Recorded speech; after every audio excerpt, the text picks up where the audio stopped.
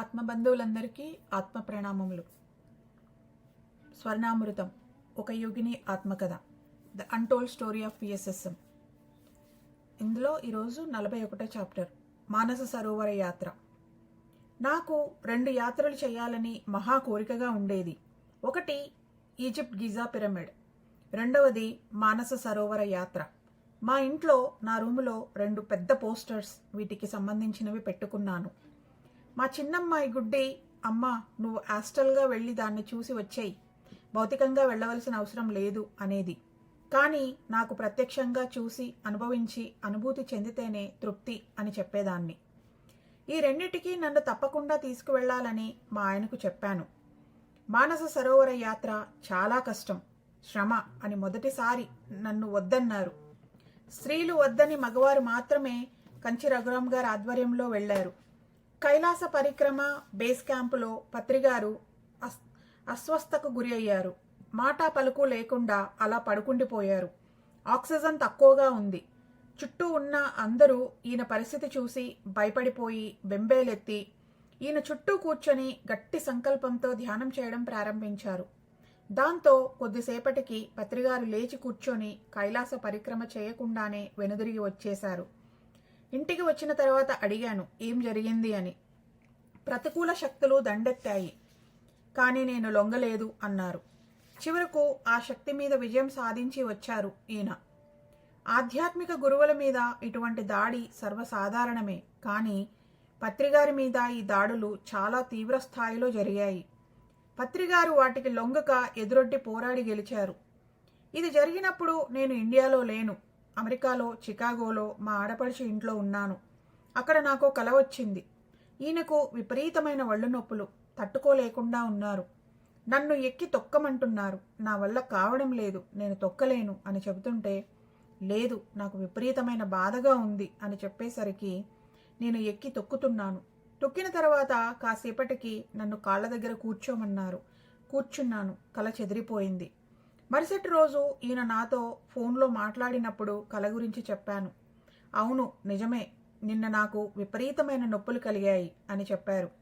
పత్రిగారు నొప్పులకు కారణం ఆయన అక్కడ ఉన్న ప్రతికూల శక్తిని స్వీకరించి శుద్ధి చేశారు. మానస సరోవరం అంటే ఒక భారతీయులకు అత్యంత పవిత్ర యాత్రాస్థలం.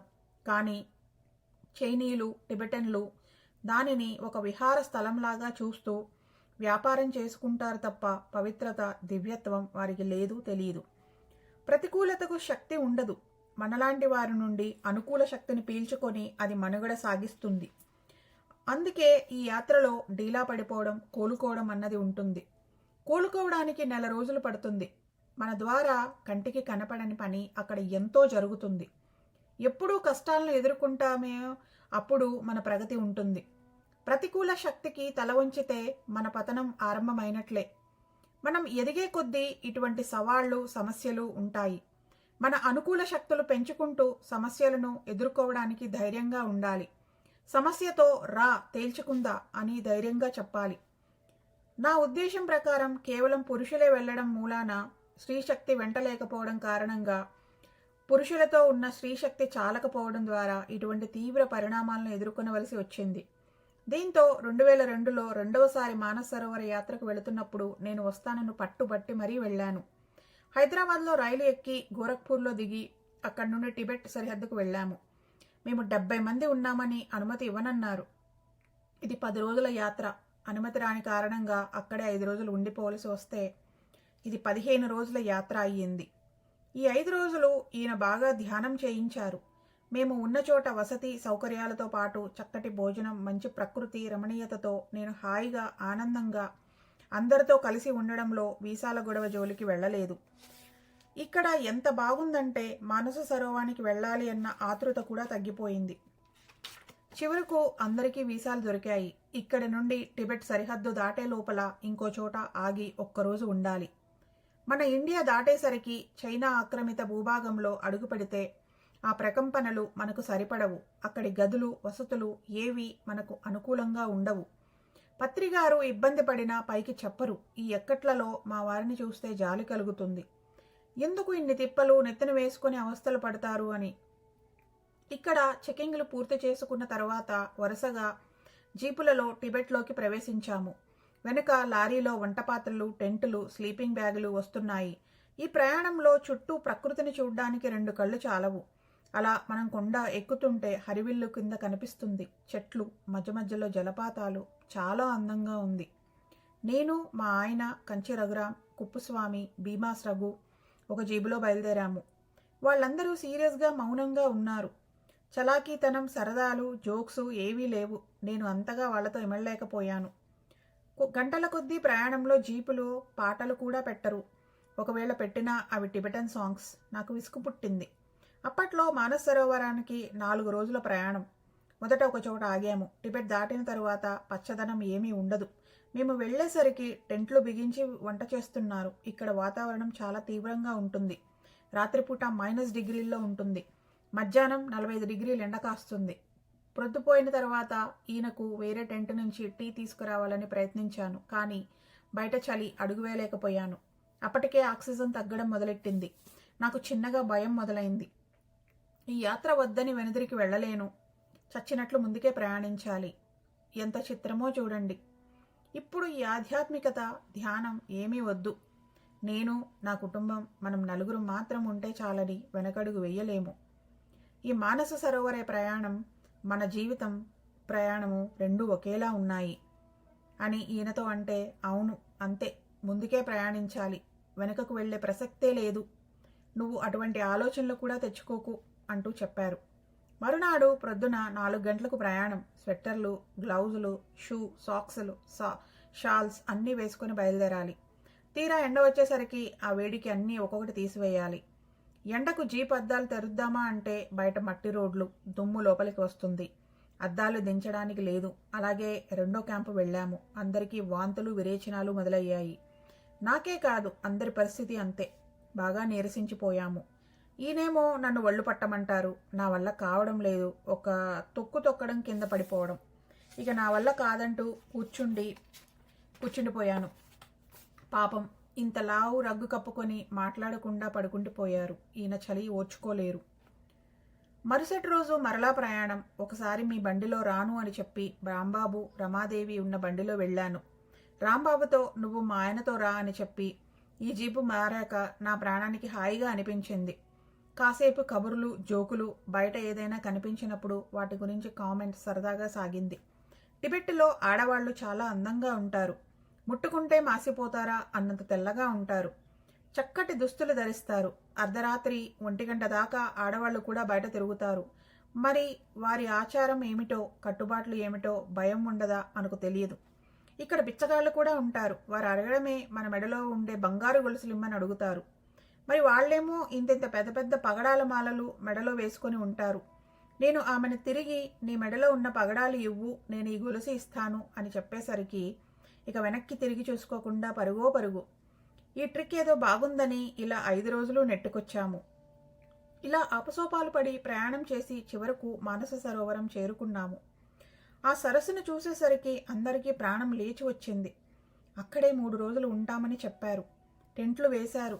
మా పక్క టెంట్ నుంచి ముఖేష్ పాటలు వినిపిస్తే వెళ్ళి వాళ్ళ దగ్గర నుండి టేప్ రికార్డు తీసుకుని వచ్చి నా దగ్గరే పెట్టుకున్నాను. ఈ ప్రయాణంలో 3 రోజులు సరిగ్గా స్నానాలు లేవు. ఎండవేడికి చిరాకుగా ఉంది. అందరం మానస సరోవరంలో స్నానం చేశాము. అది చాలా చల్లని నీరు. అందులో మనం ఎక్కువ సమయం ఉండకూడదు. ఇది తెలియక సుజాత అనే ధ్యాని ఈ సరస్సులో ఈతలు కొడుతూ చాలాసేపు ఉండిపోయింది. ఇక నీళ్లలో నుండి బయటకు వచ్చేసరికి వేళ్లాడిపోయింది. గబగబా 3 రగ్గులతో ఆ అమ్మాయిని బాగా చుట్టేసి కాళ్ళు చేతులు రాస్తూ శరీరానికి వేడి పుట్టించాక కొంత సేద తీరింది. మేము అక్కడ 3 రోజులు ఉండడానికి కారణం, కొంతమంది కైలాస పరిక్రమకు వెళ్తారు. పరిక్రమ మొత్తం 32 మైళ్ళు. అది తిరిగి రావడానికి 3 రోజులు పడుతుంది. వాళ్ళు వచ్చే వరకు మేము ఇక్కడ వేచి ఉండాలి. మా ఆయన నువ్వేమీ కైలాస పరిక్రమకు వెళ్ళనవసరం లేదు అని చెప్పారు. నాకు ఆసక్తి లేదు, ఆగిపోయాను. అంతకుముందు మానస సరోవర యాత్రలో పత్రిగారికి బాగా లేకపోవడం అన్నది కైలాస పరిక్రమ బేస్ క్యాంపులోనే జరిగింది. అందుకే ఈసారి వెళ్ళినప్పుడు బేస్ క్యాంపుకు వెళ్ళనీయకుండా మానస సరోవరం దగ్గరే ఈయనను ఆపేశాను. మొదట ఇక్కడే ఒక ఇన్స్పెక్టర్ పరీక్ష చేస్తాడు. పక్కనే ఉన్న కొండ ఎక్కి దిగమంటాడు. ఆ పైన బీపీ చూస్తారు. వాళ్ళు ఓకే అంటేనే పరిక్రమకు అనుమతిస్తారు. కొంతమంది యాకుల పైన, మిగిలిన వారు నడక ద్వారా పరిక్రమ చేస్తారు. మాతో పాటు రమాదేవి దంపతులు, కేశవరాజు దంపతులు మొత్తం 30 మంది మానస సరోవరం దగ్గరే ఉండిపోయాము. ఇక్కడ టెంట్లో ఉంటే ఉక్క బయటకు వస్తే చలి వేస్తుంది. మా ఆయన తెలివిగా సగం టెంట్లో సగం బయట ఉండేటట్లు మంచం వేసుకొని సేద తీరారు. ఇక్కడ ఇలా 3 రోజులు ఉన్నాము. ఈ 3 రోజులలో నేను ఒకరోజు టమాటో పప్పు చేశాను. ఈ కైలాస పరిక్రమలలో వాళ్లకు ఎన్నో అనుభవాలు. ఒక్కొక్కరికి ఒక్కొక్క మాస్టర్ సాయంగా ఉన్నారు. ప్రత్యక్ష సాయం, పరోక్ష సాయం అన్ని విధాలుగా పొందారు. ఒకరు నడవలేకపోతే ఒక కుక్క వారితో పాటు అండగా ఉండి వారి సురక్షితంగా సౌకర్యవంతంగా ఉన్న తరువాత ఆ కుక్క వెనుకకు తిరిగింది.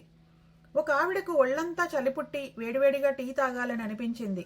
వెంటనే ఒక వ్యక్తి ఫ్లాస్క్లో టీ తీసుకుని వచ్చి తాగేందుకు ఇచ్చారు. నిజానికి అక్కడ అలాంటి సహాయం చేయడానికి ఎవరూ లేరు. గురువులే ఇలా మారు రూపాల్లో మనల్ని కనిపెట్టుకుని ఉంటారు. Invisible masters. కైలాస పరిక్రమ చేయాలంటే శివుడి అనుమతి ఉండాలి, లేదంటే చేయలేరు. We need divine permission. జీపులలో కైలాస పరిక్రమ చేసేవారు కూడా ఉన్నారు. అసలు కైలాస పర్వతాన్ని చూస్తే శివుడి ముఖాన్ని దర్శించినట్లే ఉంటుంది. కళ్ళు, ముక్కు, నోరు అన్నీ ఉన్న ప్రకృతిగా కనిపిస్తుంది. ఎవ్వరూ ఆ కొండను అధిరోహించలేకపోయారు. ఎన్నో దేశాల వాళ్ళు ప్రయత్నించినా సఫలం కాలేకపోయారు. టిబెటన్లకు కొండే దేవుడు. 4 రాళ్లు పెట్టి జెండా పాతి అదే ఆలయం అంటూ ప్రదక్షిణలు చేస్తారు. నేను మానస సరోవరంలో ఉన్న 3 రోజులు దగ్గరలోని చిన్న గుట్ట మీద బాగా ధ్యానం చేసుకున్నాను. మంచి ధ్యాన స్థితిలో ఉండేదాన్ని. దగ్గరలో మిలారెప ధ్యానం చేసిన గుహ కూడా ఉంది. ఈ 3 రోజులు రాత్రిళ్ళు సరోవరాన్ని గమనిస్తూ ఉన్నప్పుడు ఒక కాంతి సరోవరం నుండి బయటకు వచ్చి పైన చక్కర్లు కొడుతూ తిరిగి సరోవరంలోకి వెళ్లేది. అలా రాత్రి 10 గంటల నుండి 2 గంటల దాకా కాంతుల్ని చూసేదాన్ని. అది చూస్తుంటే ఎవరో మానస సరోవరంలో ఆడుకుంటున్నట్లు అనిపించింది. మొదటి రోజు చిన్న బంతిలా ఉన్న కాంతి మరుసటి రోజు ఇంకొంచెం పెద్దదై 3వ రోజు ఫుట్బాల్ అంత పరిణామంలో అలా తిరుగుతూ వేగంగా నా టెంటు లోపలికి నా దగ్గరకు రాబోయింది. నేను బెంబేలుపడి గబాలన టెంటు చిప్పు వేసేశాను. ఈ కాంతి బంతుల విన్యాసాలను మా ఆయన కూడా చూపించాను. నేనే కాదు, నాతో పాటు ఉన్న అందరూ కూడా చూశారు. చాలా అద్భుతంగా అనిపించింది. ఈ కాంతి రూపంలో ఉండే వారందరూ మాస్టర్సే. ఒకరోజు మానస సరోవరంలో సరస్సు వెంబడి నడుస్తున్నప్పుడు ఒక బిళ్ళ కనిపించింది. చూస్తే దుర్గాదేవి బొమ్మతో ఉంది. దాన్ని దాచుకున్నాను. పరిక్రమ ముగించుకుని వచ్చిన వారితో కలిసి తిరుగు ప్రయాణం అనేసరికి అందరిలో ఉత్సాహం వచ్చింది. చాలా కష్టతరమైన ప్రయాణం. సరైన భోజనం ఉండదు. అందరూ సగమైపోయారు. బట్టలు వదిలైపోయాయి. ఈ యాత్రలో యువదంపతులు 2 వచ్చారు. వాళ్ళ అసలు టెంట్ నుండి బయటకు రాలేకపోయారు. అంటే అంతలా నీరసపడిపోయారు. ఆక్సిజన్ తక్కువగా ఉండడం ముఖ్య సమస్య. ఈ 3 రోజుల ప్రయాణంలో నియమ నిబంధనలు ఉంటాయి. మా ఆయన పడే బాధలు చూడలేక నాకు కోపం వచ్చింది. ఎందుకు ఇంత ప్రయాస? ఆరోగ్యం పాడవుతుంది. యాత్ర నిర్వాహకులు పత్రిగారు వస్తేనే ధ్యానులు ఇంతమంది వస్తారని ఈయనను తీసుకువెళతారు. కంచిరగ్రామ్ను ఇంతమందిని ఇబ్బంది పెట్టి ఈ యాత్రలు చేస్తున్నావు, చెడు కర్మను మూటకట్టుకుంటున్నావు, నువ్వు నరకానికి పోతావు అని తిట్టాను కూడా. నా బాధ నా చేత అలా మాట్లాడించింది. ఇంకో సమయంలో రమా కూడా అరిచింది. తిరుగు ప్రయాణంలో మా జీపులో సుజాత ఉండేది. తను చాలా చిన్న వయస్కురాలుగా కనిపించేది. అక్కడ త్రోవలో బ్రహ్మపుత్ర నది పారుతోంది. మన భారతదేశపు నదులన్నీ స్త్రీ నదులు. బ్రహ్మపుత్ర ఒక్కటే పురుష నది. మా జీపు డ్రైవరు సుజాత మాట వినేవాడు. అలా నదీపాయ కనిపించినప్పుడు జీపు ఆపించమని సుజాత చేత చెప్పించేవాళ్లం. అలా కొంతసేపు నీటి దగ్గర గడపడం, వీలైతే స్నానం చేయడం చేశాము. అలా బ్రహ్మపుత్ర నదిలో కూడా స్నానం చేశాము. నదిలో ఎంతో మహత్యం ఉంటుంది. దానిలో ఎన్నో కలజాలు ఉండి మనకు ఎంతో ప్రక్షాళన జరుగుతుంది. వచ్చేటప్పుడు నేపాల్ ద్వారా ఢిల్లీ వచ్చాము. నేపాల్లో ఉన్నప్పుడు నేపాలీ కరెన్సీ చూడమని ఈయన చేతిలో పెట్టాను. అది చూసి భీమాస్ రఘు గారు, నేను నా జీవితంలో చూడలేను అనుకున్న సన్నివేశం ఈరోజు చూశాను. పత్రిగారి చేతిలో రూపాయి నోట్లు అని అన్నారు. పత్రిగారి దగ్గర ఎప్పుడూ డబ్బు ఉండదు, అందుకే ఇది అపురూప సన్నివేశం అని ఆయన అన్నారు. ఈ యాత్ర బడలిక నుండి తేరుకోవడానికి 1 రోజులు పట్టింది. చర్మం చలికి పొడారిపోయింది. నిజంగానే ఈ యాత్ర చాలా కష్టం. పత్రిగారు 3 సార్లు వెళ్లారు. నా చిరకాల కోరిక మానస సరోవరం చూడాలన్నది ఇలా నెరవేరింది. నేను ఏ యాత్రకు వెళ్ళినా దానికి ఒక కారణ కార్యం ఉంటుంది. అలా వెళ్ళినప్పుడు దానికి తగ్గ గొప్ప అనుభూతులు కలుగుతాయి. అక్కడ మన శక్తితో ఎంతో శుద్ధీకరణ జరుగుతుంది. దాంతో బాగా నీరసించిపోవడం జరుగుతుంది. తిరిగి స్వస్థలం చేరుకున్నాక ధ్యానం చేసి తిరిగి శక్తిని పొందడం తథ్యం. ఇది తిరిగి పొందడానికి, స్వస్థితికి చేరుకోవడానికి వారమో 10 రోజులో పడుతుంది. ఇక్కడ శక్తిని పోగొట్టుకున్నామన్న భయం ఎంతమాత్రం కలగదు. దాన్ని తిరిగి నింపుకునే పద్ధతి పత్రిగారు నేర్పించారు కదా. సమయాన్ని వెచ్చించి తిరిగి శక్తిని పొందడమే. అంతే. మన దగ్గరున్న రూపాయలు ఖర్చు పెట్టడానికి ఒక వ్యాపారి భయపడతాడా? అసలు ఖర్చు పెట్టుకోవడానికే ఆ డబ్బు ఉన్నది. తిరిగి సంపాదించడానికి వ్యాపారం ఉంది కదా. అలాగే మనం పొందిన శక్తితో భూమాతకు స్వస్థత చేకూర్చాలి. తిరిగి ధ్యానం చేసి శక్తిని పొందాలి. ఉన్న శక్తి పోతే ఎలా అన్న భయం ఎందుకు? తిరిగి దాన్ని సంపాదించుకునే మార్గం మనకు తెలుసు కదా. ఇదంతా మొదట నాకు కొత్తగా, వింతగా, కొంత తట్టుకోలేనంత భయం ఉండేది. కానీ తరువాత ఇటువంటివి నిత్యకృత్యాలయ్యేసరికి సర్వసాధారణమైపోయింది. ఇప్పుడైతే మరి నల్లేరు మీద నడకే. చాప్టర్ 42. Canada, USA. కెనడాలో కమల అనే ఆవిడ క్లాసులు ఏర్పాటు చేసి మమ్మల్ని పిలిపిస్తే నేను, ఈయన, సాయికుమార్ రెడ్డి కెనడాకు వెళ్ళాము. ఆవిడ కెనడాలో ఒట్టావా అనే ఊరిలో ఉంటారు. మేము సరాసరి ఒటావా వెళ్ళి ధ్యాన ప్రచారం చేశాము. ఆ తరువాత టొరంటోలో ఉన్న నయాగరా ఫాల్స్ చూడ్డానికి వెళ్ళాము. టొరంటోలో మా అక్క కొడుకు ఉన్నాడు. అతను మమ్మల్ని వాళ్ళ ఇంటికి తీసుకుని వెళ్ళాడు. వాళ్ళ ఇల్లు చాలా పెద్దది. ఇంటి చుట్టూ తోట చాలా అందంగా ఉంది. వాళ్ళ అబ్బాయి, అమ్మమ్మ, తాతయ్య అంటూ మమ్మల్ని అంటిపెట్టుకునే ఉన్నాడు. ఇంగ్లీష్ సినిమాలు చూపించాడు. చక్కగా వారితో ఆనందించాము. మా అక్క కొడుకు అక్కడ గవర్నమెంట్ ఉద్యోగి. అతని ఆఫీస్, వాళ్ళ అబ్బాయి చదివే స్కూలు అన్నీ చూపించాడు. సాయిబాబా గుడిలో క్లాసు ఏర్పాటు చేశాడు. కెనడా దేశం చాలా పెద్దది, కానీ జనాభా తక్కువ. రోడ్లు విశాలంగా పెద్ద పెద్ద కట్టడాలతో ఉంటుంది. అక్కడ అంతా క్రమబద్ధంగా ఉంటుంది. అంటే చైన్ స్టోర్స్, అంటే ఒక అంగడి, ఎన్నో బ్రాంచులు. ఒక అంగడిలో వస్తువులు ఎలా అమరిక చేసి పెడతారో ప్రతి బ్రాంచ్లోనూ అలాగే ఉంటుంది. మనకేదైనా వస్తువు కావాలంటే అదే వరుసలో, అదే అరలో, అదే స్థానంలో ఉంటుంది. ఏ బ్రాంచ్కి వెళ్ళినా ఎత్తుక్కోవలసిన అవసరం లేకుండా సరాసరి వెళ్ళి తెచ్చుకోవచ్చు. వెతకాల్సిన పని లేదు. ఆ దేశం ప్రతి విషయంలోనూ అంత క్రమబద్ధంగా ఉంటుంది. నాకు అది అద్భుతంగా అనిపించింది. చాలా నచ్చింది. ఆ రోజు అక్కడే వాళ్ళతో గడిపి మరుసటి రోజు 20 మందితో కలిసి నయాగరాకు బయలుదేరాము. ఈ జలపాతం అమెరికాకు, కెనడాకు మధ్యలో ఉంటుంది. అమెరికా నుండి వచ్చే నీరు కెనడాలో జలపాతంగా పడుతుంది. అమెరికా నుండి వచ్చే సందర్శకులు నీలం రంగు రెయిన్ కోట్లు, కెనడా నుంచి వచ్చే సందర్శకులు ఎరుపు రంగు రెయిన్ కోట్లు వేసుకుంటారు. రంగును బట్టి ఏ దేశం నుండి సందర్శనకు వచ్చారో తెలుసుకోవచ్చు. లాంచీలో నయాగరాలో జలవిహారం, జలపాతం దగ్గరకు వెళ్ళినప్పుడు ఆ తుంపరలు మన మీద పడుతుంటే ఎంతో అద్భుతంగా ఉంటుంది. ఆ తుంపర్లలో మనం తడవకుండా ఉండడానికే ఈ రెయిన్ కోట్లు. అలా ఒకసారి తిరిగి వచ్చాము. ఇంకొక రోడ్డు మార్గం ఉంది. దాని ద్వారా జలపాతం వెనుక ఉన్న గుహలను సందర్శించాము. అక్కడ ఒక దగ్గర వరండాలో రైలింగ్ ఏర్పాటు చేశారు. అక్కడి నుండి జలపాతాన్ని వేరొక కోణంలో తిలకించవచ్చు. ఇవన్నీ చూడ్డానికి చాలా చాలా దూరం నడవాలి. ఆ రాత్రి అక్కడే నయాగరాలో విడిది చేశాము.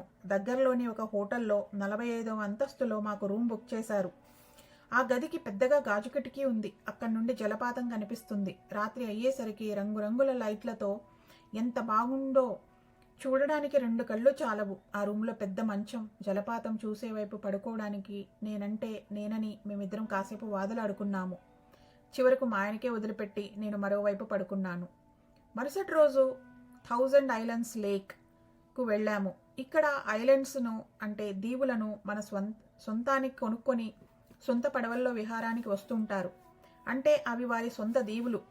దీన్ని వారు వేసవి విడిదిగా వాడుకుంటారు. ఇవి కూడా సగం కెనడాకు, సగం అమెరికాకు చెందుతాయి. ఇదంతా లాంచీలో తిరిగి చూశాము. వివేకానంద అమెరికా వచ్చినప్పుడు ఈ దీవులలో కొన్ని రోజులున్నారు. తిరిగి ఒటావా చేరుకున్నాము. ఈవెంట్ మేనేజర్లు ఒకరు క్లాసులు ఏర్పాటు చేశారు. క్లాసు చెప్పిన తర్వాత వారింట్లోనే ఉన్నాము. ఇలా వారం రోజులు కెనడాలో ధ్యాన ప్రచారం, విహారయాత్రలు 2 సాగాయి. ఇక్కడి నుండి విమానంలో కాలిఫోర్నియాకు 3 గంటల ప్రయాణం చేసి వచ్చాము. సుధా మమ్మల్ని ఎయిర్పోర్ట్ నుంచి తీసుకువెళ్ళింది. వాళ్ళింట్లో మా మకాం చాలా పెద్దిల్లు. తెలుగింటి బ్రాహ్మణ వంటలు వండి పెట్టారు. ప్రాణం లేచి వచ్చింది. మరుసటి రోజు మౌంట్ శాస్తాకు 30 మంది బయలుదేరాము. అక్కడ దగ్గరలో సర్వీస్ అపార్ట్మెంట్ తీసుకున్నాము. ఆ రోజు అక్కడే రెస్ట్ తీసుకున్నాము. రాత్రైతే పాటల కచేరీ. సుధా దూసి మంచి గాయని. ఆవిడ పాడుతుంటే ఈయన వేణువు వాయిస్తుంటే మధ్య మధ్యలో ధ్యానం, మంచి గానా బజానా. మౌంట్ శాస్టా అన్నది అమెరికన్లకు అత్యంత పవిత్రం. మనకు హిమాలయాలు ఎలాగో వారికి అలా.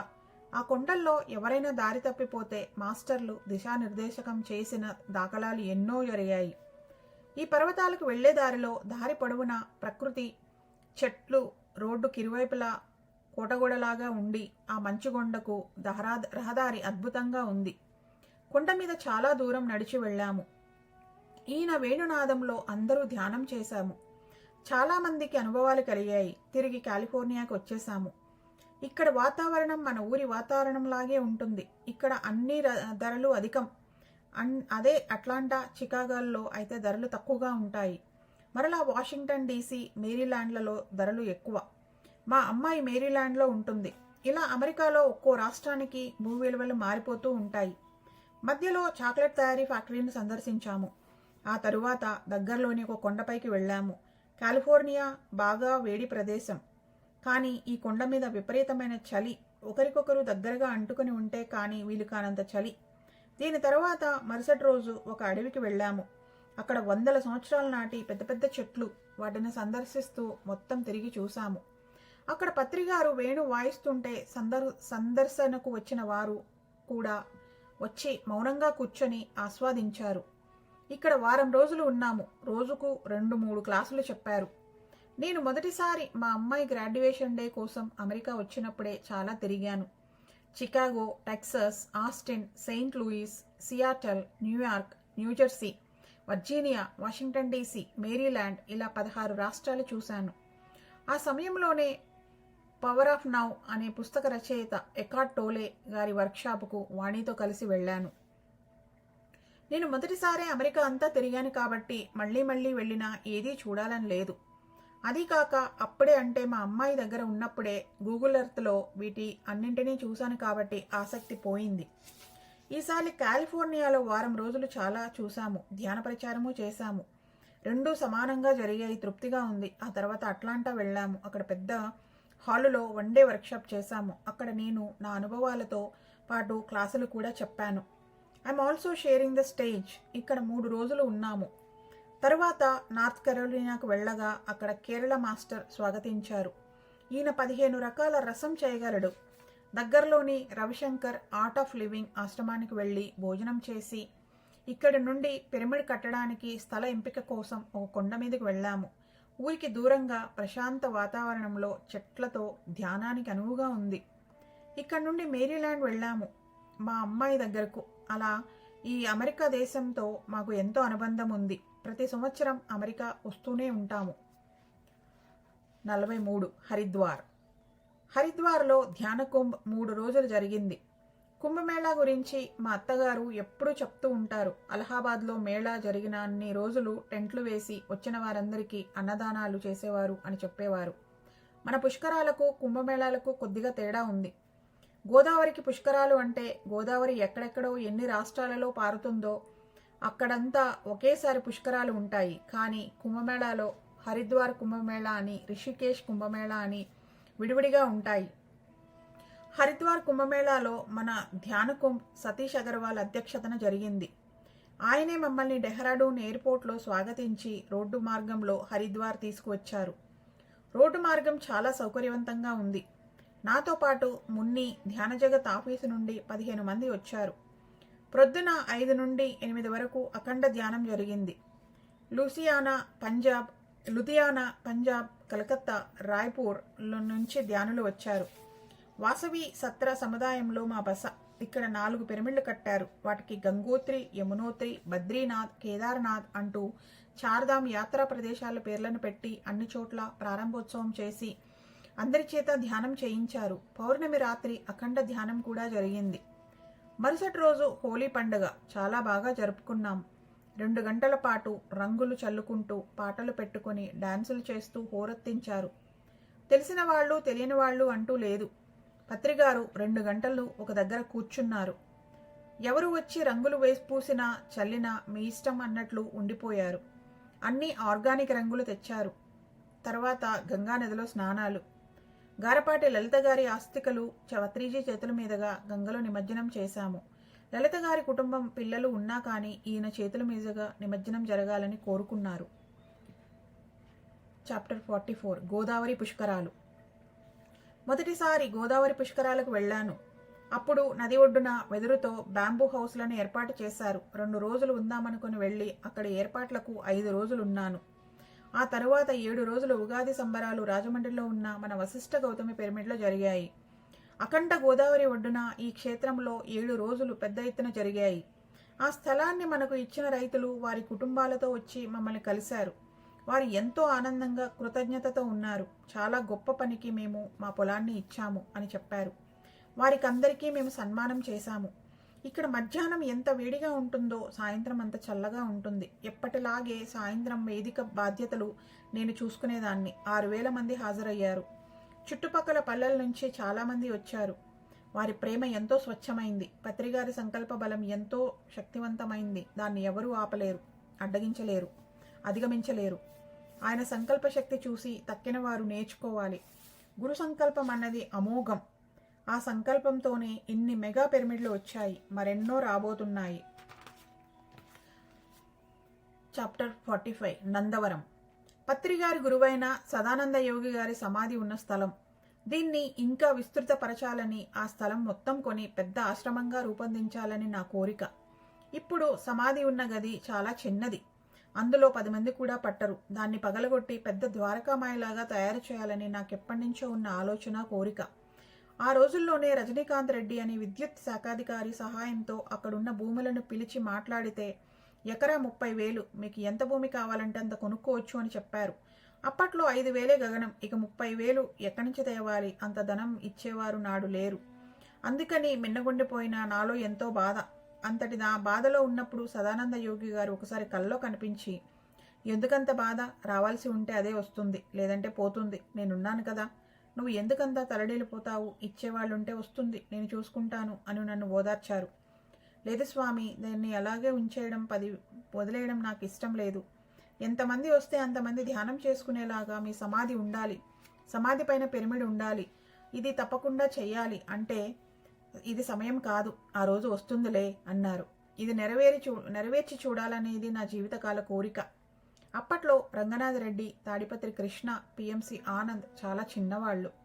గురు పౌర్ణమికి కుటుంబాలతో తరలి వెళ్ళి ఎంతో బాగా జరుపుకునేవాళ్ళం. అనంతపురం, ఉరవకొండ, గుంతకల్లు, చుట్టుపక్కల ఊర్ల వాళ్ళు అందరూ వచ్చేవారు. ఈ సమాధిని సందర్శించే వారికి నిత్య అన్నదానం జరగాలి. కాశిరెడ్డి నాయన సమాధిని సందర్శించిన వారికి ఏ సమయంలోనైనా వేడివేడి అన్నం సాంబారుతో పెడతారు. అది చాలు, అంతకన్నా ఇంకేం అక్కర్లేదు. అలాగే నందవరంలో సదానంద యోగి గారి సమాధి దగ్గర అన్నదానం జరగాలని నా ఆశ. అన్నదానం చేయడం అంటే నాకు పిచ్చి, పరమానందం, ప్రత్యేక ఆసక్తి. నందవరం పక్కనే బనగానపల్లి బ్రహ్మం గారి ఆశ్రమం. ఎంతో మంది నడిచిపోతూ ఉంటారు. మధ్యలో మన సదానంద యోగి గారి ఆశ్రమం. ఆశ్రమం అంటేనే ఆకలికి ఏదో ఒకటి పెట్టకపోతారా అని ఆశతో లోపలికి వచ్చిన వారికి భోజనం అందించాలనేది నా ఆశయం. ఒకసారి కాశిరెడ్డి నాయన ఆశ్రమానికి నేను, మా అక్కలు అందరం వెళ్ళాము. సాయంత్రం 3 దాటుతోంది. ఆ సమయమైనా వారు భోజనం పెట్టారు. అక్కడ శుభ్రంగా లేదని కింద కూర్చోవలసి వచ్చిందని మా అక్కలు అంటున్నారు. కానీ ఈ మాటలేవి నా చెవిన పడడం లేదు. కడుపు నిండా తిన్నాను. వేరే ఆలోచన లేదు, వేరే దృష్టి లేదు. నా నమ్మకం అది నాయన ప్రసాదం, అంతే. ప్రస్తుతం నందవరానికి ఒక ట్రస్ట్ బోర్డు ఏర్పాటు చేసుకున్నాము. నేను, రంగనాథ్ రెడ్డి, మారం శివప్రసాద్, తాడిపత్రి కృష్ణ, సత్యం, వెంకటేశులు, ప్రసాద్, డోన్ గాయత్రి, అబ్బూరి వెంకటేశ్వర్లు 9 మందితో కర్నూలులో ట్రస్ట్ రిజిస్టర్ చేయడం జరిగింది. రిజిస్టర్ అయిన తర్వాత అందరం నందవరం వచ్చి ధ్యానం చేసుకున్నాము. ధ్యానంలో ఒకరు నల్లటి గుబురుగడ్డంతో కపీనం మాత్రం ధరించి నాకు చాలా దగ్గరగా కూర్చొని నన్ను చూసి నవ్వుతున్నారు. ఆయన కూర్చోవడం అచ్చం రమణ మహర్షి ఎలా ఆసీనులవుతారో అలాగే కూర్చున్నారు. ఈయన సదానంద యోగి కాదు, మరి ఎవరై ఉంటారు అని అనుకుండగానే నేను సదానంద యోగి గారి శిష్యుణ్ణి. నేను ఇక్కడే ఉండి గురువుగారిని చూసుకుంటాను. ఇప్పటికీ మీ కోరిక నెరవేరింది కదా, ఇలాగే ప్రతి కోరిక నెరవేరుతుంది. దానికి తగ్గ సమయం రావాలి. ఆ కోరికలో మీరు పండిపోయినప్పుడు అది నెరవేరుతుంది. శ్రద్ధ పెట్టు, ఇది ఇంకా ముందుకు వెళుతుంది. ఏ కోరికైనా ఇలా కోరుకోగానే అలా వచ్చేది కదా, ఇంద్రజాలంలాగా కాయ పండవ్వాలి అని అన్నారు. వాళ్ళన్నది నిజమే. నా కోరిక 90స్లో పచ్చిగా ఉంది. అది ఇన్ని సంవత్సరాలు నాలో ఊరి ఊరి ఇప్పటికి పండింది. పరిస్థితులు సమయం అనుకూలించింది. అవధూతల మాటలు అంత త్వరగా మనకు అర్థం కావు. అర్థం చేసుకుంటే ఎంతో లోతైన అర్థాలు తెలుసుకోగలుగుతాము. మాస్టర్లు మనకు ధ్యానంలో కనిపించడానికి, వారి పౌనపుణ్యానికి మనం శృతి కావడానికి సమయం ఇస్తారు. వారిని దర్శించుకోవడం కోసం మబ్బుల్లో నుండి మెల్లమెల్లగా కొంతగా మనకు దర్శనమిస్తూ పూర్తిగా చూడగలిగే అవకాశం ఇస్తారు. ఏది గబాలన ఒక్క ఒదుటన జరగదు కదా. అలాగే వారిచ్చిన సందేశాన్ని మనం ఎంతే సమయం వెచ్చించి దాన్ని బాగా మదించి అర్థం చేసుకోవాలి. ఈ ట్రస్ట్ గ్రూప్ మొత్తం స్వచ్ఛందంగా అంకితభావంతో సేవ చేసేవారే. కొంతమంది ఇంత ఇస్తాము అంత ఇస్తాము అని అంటారు తప్ప ఏమీ ఇవ్వరు. ఏదో ఆ సమయానికి చెబుతారు తప్పితే వారి మనసు ఒప్పుకోదు. తీరా వాళ్ళు ఇచ్చే సమయానికి ఆ డబ్బు అవసరం తీరిపోయి ఉండవచ్చు. ఇక్కడ టైమింగ్ ఎంతో ముఖ్యం. ఇవ్వాలి అని అనుకున్న వెంటనే జేబులోంచి తీసి ఇచ్చేయండి. లేదంటే వేరొకరు ఆ అవసరాన్ని భర్తీ చేస్తారు. ఎంతోమంది ఇవ్వడానికి వరుసలో సిద్ధంగా కాచుకొని ఉన్నారు. ఆలస్యం చేస్తే మీకు ప్రాప్తం కలగకపోవచ్చు. ఆ పుణ్యం మీకు దక్కకపోవచ్చు. ప్రస్తుతం 7 ఎకరాలు కొన్నాము. ఎకరా 7 లక్షలు. అప్పుడేమో 30,000. అప్పుడే కొని ఉంటే ఒక్క నిమిషం అనిపించింది. అప్పట్లో నా దగ్గర బంగారం ఉన్నా దాన్ని అమ్మి అయినా కొని ఉండేదాన్ని. కానీ నాకు అంత వీలు లేదు. అయ్యో ఇప్పుడు ఇంత అయ్యిందే అని అనిపించింది. కానీ ఈ ఆలోచన నిమిషం మాత్రమే. ఏది ఎప్పుడు జరగాలో ఎలా జరగాలో అంతా పైవాళ్లే నిర్ణయిస్తారు. ఇలా జరిగిందేమిటి అన్న విచారం ఇప్పుడు నాకు లేదు. ఆ మధ్య గురు పౌర్ణమికి ఎంత వేదిక కావాలి అని అడిగారు. నేను అసంకల్పితంగా 60/40 అని చెప్పాను. నిజానికి అది చాలా పెద్దది. అయితేనేమి రూములు, డార్మెటరీలు, వంటిల్లు అన్నీ వచ్చాయి. అక్కడ బోరు పంపు వేశాము. ఒక ఆయన చేతితో టెంకాయ పెట్టుకొని ఆ స్థలం మొత్తం తిరిగారు. ఆ ప్రదేశానికి వచ్చినప్పుడు చేతిలో ఉన్న టెంకాయ అడ్డంగా వాలింది. అంటే అక్కడ నీటి ఊట ఉందనే అర్థం. అక్కడే బోరు వేశాం. కొదవలేనంత నీరు, ఎంతో ఊరట వచ్చింది. ఆ నీటితో కూరగాయలు పండించారు. ఎంతో పచ్చదనాన్ని పెంచారు. ఇప్పుడు నిత్య అన్నదానం అన్న బోర్డు పెట్టారు. అన్నదానం లేకపోతే అది ఆధ్యాత్మికత కానే కాదు. అన్నదానానికి లోటు చేస్తే మనం ఆధ్యాత్మికంగా ఏమీ ఎదగలేనట్టే లెక్క. అందుకే పిఎస్ఎస్ఎంలో అన్నదానానికి పెద్దపీట. మన సంస్కృతి, సాంప్రదాయాలు, ఆచారాలు కూడా అన్నదానానికి ప్రాముఖ్యాన్ని, ప్రథమ స్థానాన్ని ఇచ్చాయి. గురు పౌర్ణమి నాడు ఇక్కడ తెల్లవారి 6 గంటల నుండి రాత్రి 10 గంటల దాకా నిరంతరం అన్నదానం జరుగుతుంది. ఇప్పుడు అక్కడ రోజువారీ కార్యక్రమాలకు కావలసినంత స్టాఫ్ ఉన్నారు. ఒకసారి తటవర్తి వీర్రాఘవరావు గారు వర్క్షాప్ చేశారు. గోపాల్ రెడ్డి గారు గీతా సప్తాహం చేశారు. అప్పుడప్పుడు ఇలా క్లాసులు కూడా జరుగుతాయి. ఈ ప్రాంతం మీద, ఈ ప్రాజెక్టు మీద నాకు ప్రత్యేక మక్కువ. నేను సదానంద యోగిని చూశాను, కలిశాను, భోజనం అందించాను. ఆ బంధం చెరిగిపోనిది. కొంతమంది నేను 33 సంవత్సరాలుగా పత్రికారితో ఉన్నాను అంటూ పలుకుతారు. అటువంటి వారిని నేను అడుగుతున్నది ఒక్కటే. ఎప్పుడూ ఆయనతోనే ఉన్నారా? ఆయన్ని కనిపెట్టుకుని ఉన్నారా? నీడలా వెంబడించారా? కాళ్ళు పట్టారా? నిజంగా అలా ఉండి సేవ చేసిన వారు బయటకు చెప్పుకోరు. ఇలా బయటకు చెప్పుకునేవారు ఏమాత్రం సేవ చేశారో ఆ భగవంతుడికే ఎరుక.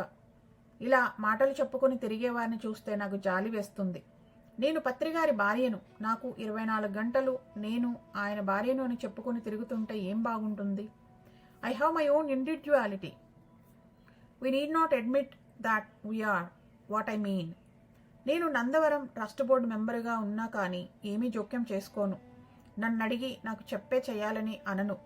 వాళ్లకు ఏమీ ప్రశ్నించను. రంగనాథరెడ్డి అంకుటిత భావంతో అక్కడ అన్నీ చూసుకుంటున్నారు.